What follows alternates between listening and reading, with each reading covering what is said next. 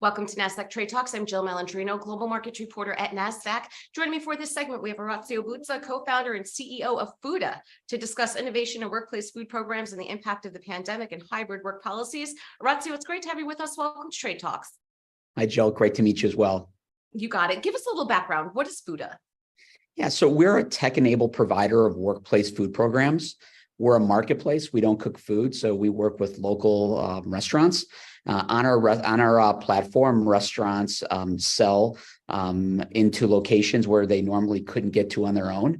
The kinds of services we provide is everything from on-site pop-up restaurants to online group delivery, and then we also run full-scale cafeterias for large enterprises, campuses, et cetera.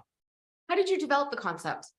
So I was at a tech company in the logistics space, and we were looking for some food options for our team. And one of our employees had this great idea to start inviting local restaurants in to sell food to our team.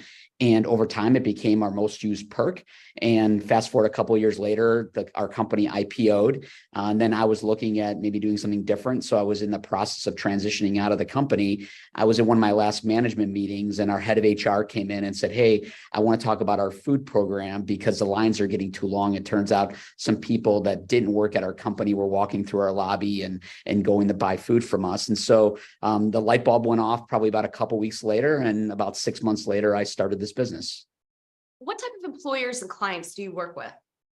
Yeah, so we work with primarily medium and large employers. Think, the biggest banks and financial institutions to hospitals, some government organizations, and distribution, manufacturing, but also startups and tech companies. Employers can subsidize all, part, or none of a meal. And so it is relevant to a lot of different industries. Regardless of the industry you're in, you care about things like recruitment, retention, and engagement of your team.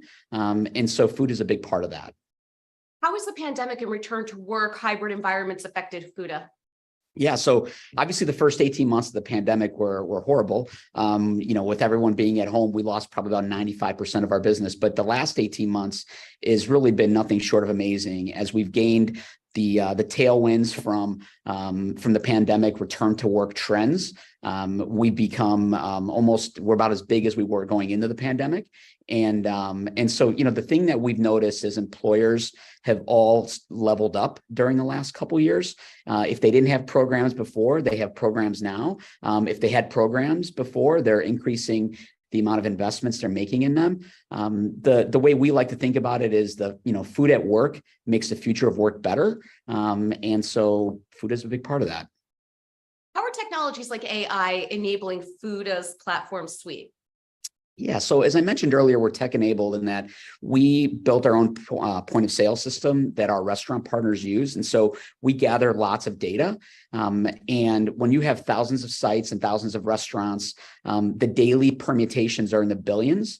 And so we actually are not on the AI bandwagon. We started about 5 years ago. We built our first AI machine learning algorithm to do our scheduling for us.